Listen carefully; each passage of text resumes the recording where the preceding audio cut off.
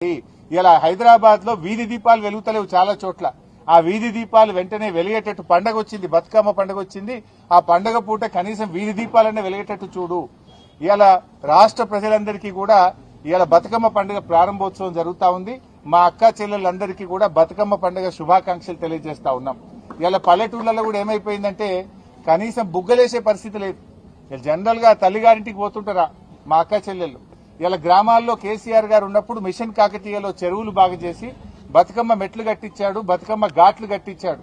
పండుగను అద్భుతంగా జరుపుకోవడానికి ఫ్లడ్ లైట్లు వేసేవాళ్లు, రోడ్లు వేసేవాళ్లు, మొత్తం గడ్డి చెక్కించి అద్భుతమైనటువంటి సౌకర్యాలు ఉండేవి. కానీ ఇలా రేవంత్ రెడ్డి పాలనలో గ్రామాల్లో ఒక్క రూపాయి లేదు. పంచాయతీ సెక్రటరీలు అప్పులపాలైపోయినారు, సర్పంచులు లేరు, ఎంపీటీసీలు లేరు, ఎలక్షన్లు పెట్టే ధైర్యం రేవంత్ రెడ్డికి లేదు. గ్రామ పంచాయతీల్లో నయా పైసా లేదు. కనీసం పండగ పూట కూడా కాలిపోయిన బుగ్గలేసే పరిస్థితి లేదు. పండగ పూట గ్రామాల్లో చెత్త ఎత్తే పరిస్థితిలో ట్రాక్టర్ల డీజిల్ దిక్కులేని పరిస్థితి.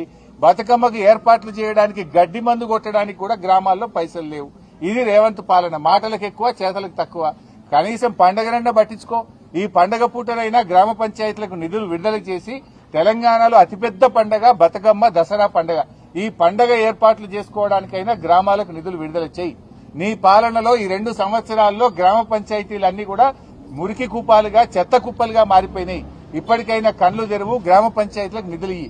బడా కాంట్రాక్టర్లకు కాదు బిల్లులు ఇవ్వాల్సింది, గ్రామాలకు ఇయ్యి. పేద ప్రజలకు ఇవ్వాల్సిన డబ్బులు ఇవ్వు. గ్రామాల్లో వరదల్లో మునిగిపోయిన పంట పొలాలకు సహాయం చెయ్యి. వరదల్లో మునిగిపోయిన పేద ప్రజలకు నిత్యావసర వస్తువులు అందించు. వారికి ఆర్థిక సాయం అందించాలని చెప్పి మేము డిమాండ్ చేస్తున్నాం.